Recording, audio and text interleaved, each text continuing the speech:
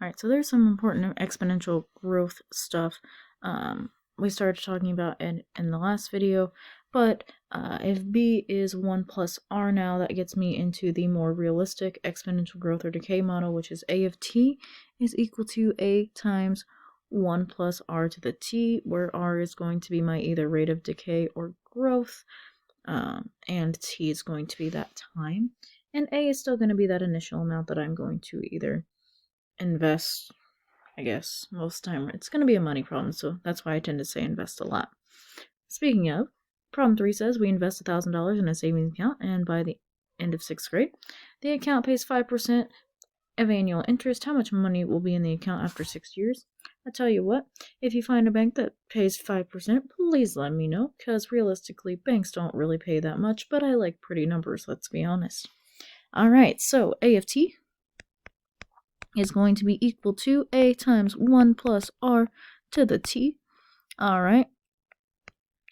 And then a of t, I don't know how much I'm going to have over my time, is going to be equal to, how much do I invest initially? Well, that would be $1,000. Times 1 plus r, well, what did it say it pays us? Again, it pays us, we don't pay them, which means that my rate should be growing, which means that in this case, there should be a plus sign staying a plus sign. And that percentage written as a decimal is 0.05. If you had just put 0.5, that means that you increase by 50%. And yes, let me know if you find a bank that pays 50% interest. Never seen it. Alright. And then it says how much money will be in the account after 6 years. Well, that's going to be my time. Alright, because it does pay annually, so my time would be happening once per year. So I can just go ahead and plug in 6. Type that bad boy into your calculator exactly as is. You should get $1,340.10. Alright, not so bad. Next problem says that we invest $1,000 in our savings account that pays us a 3% annual interest. If we make no additional deposits or withdrawals, how many years will it take for that account to grow at least to 1,300 or 1,300, depending on how you guys read it? Alright, so again, I'm going to be using this formula of A of t is equal to a times 1 plus r to the t. Alright, and it does tell me that my account is going to grow to 1,300. So that should be my ending point. So I should have 1,300 sitting there.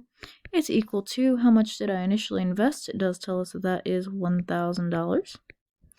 I'm still going to have that 1 in parentheses sitting there. And it does tell me that my rate is 3%, so 3% as a decimal is 0.03. Again, if you put 0.3, that is 30%, which is what we don't have. And then we get this problem. Alright, so what do we do now? Well, I try to get the stuff with the exponent by itself, which means that I need to divide both sides by that 1,000.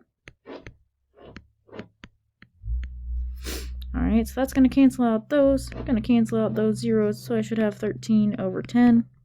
Is equal to, I'm going to change that to being 1.03 to the t. And from here, it's a little bit of guess and check, and that's alright. So let's plug in, for example, 5.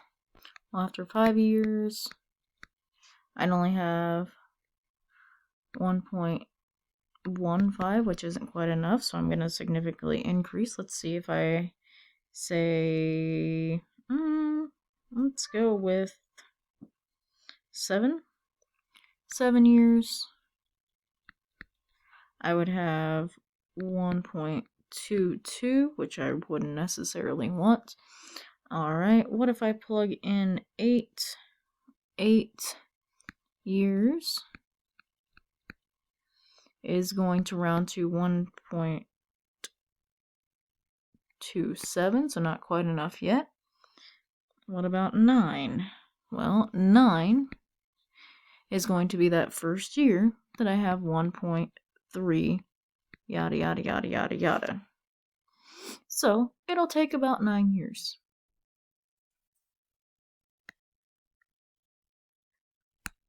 to grow to the amount that I want it to.